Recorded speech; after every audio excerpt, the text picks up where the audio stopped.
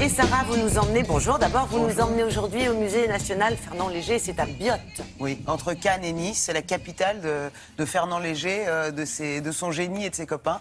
Là, on parle d'une exposition qui s'appelle l'été 54 à Biot. Alors, qu'est-ce qui s'est passé cet été-là?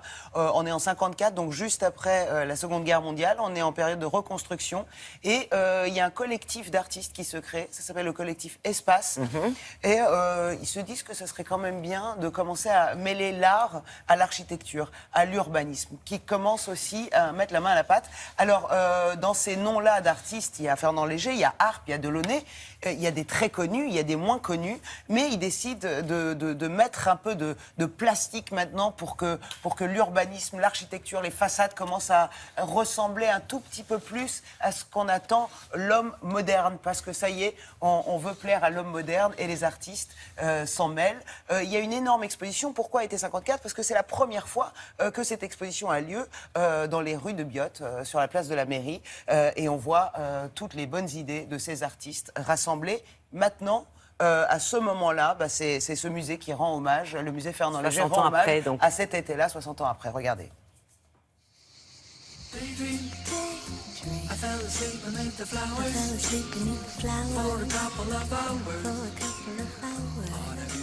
L'été 1954. Les artistes du groupe Espace ont l'opportunité de pouvoir exposer leurs œuvres à Biot, en plein air, dans un champ à l'entrée du village médiéval. En 1954, à la reconstruction de la France, les artistes sentent qu'il faut se réunir et discuter à propos de l'architecture, mais aussi de la possibilité de voir intégrer leurs œuvres dans la vie courante.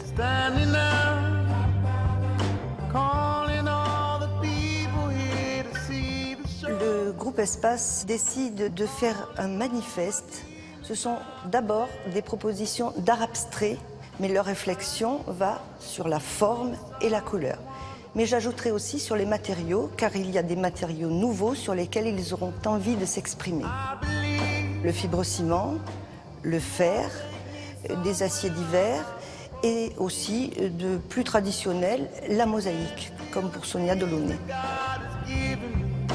Le manifeste propose essentiellement de mettre leurs œuvres dans la vie.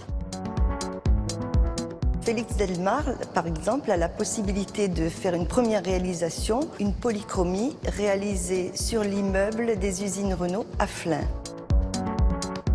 Fernand Léger et Magnelli peignent sur des fibrociments. Maxime Descombins lui propose une sculpture faite en acier chromé. Et Lardera propose une sculpture faite dans un acier qu'il va découper d'une façon très rudimentaire. Fernand Léger était un artiste engagé. Il s'est beaucoup impliqué toute sa vie sur le rôle de l'artiste auprès de l'architecte.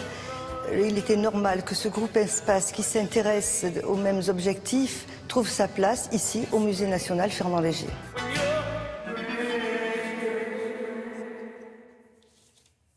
Voilà, donc le musée national Fernand Léger, c'est jusqu'à quand cette exposition? C'est jusqu'au 26 septembre. Mais je vais vous dire, il y a cette exposition-là, mais vous pouvez également y aller pour les collections permanentes. La collection permanente de ce musée de Fernand Léger, qui est extraordinaire. Et notamment, vous avez le mot liberté, vous savez connu. Mais vous avez d'autres anecdotes à raconter sur cet été 54, précisément, ce qui s'est passé à Biot. Non, mais l'été 54 à Biot, Grace Kelly, Cary Grant et Brigitte Aubert, qu'on a vu, tourner la main au collet à Biot, précisément sur la Côte d'Azur, pendant l'été 54. Voilà. Comme quoi tout se rejoint. Et un film qui passait à Visan. Mais voilà, c'est ça, Télématin. Oui, c'est connexion. Il y a une secret. connexion entre tous ces chroniqueurs d'émissions. C'est ça une équipe. Merci beaucoup.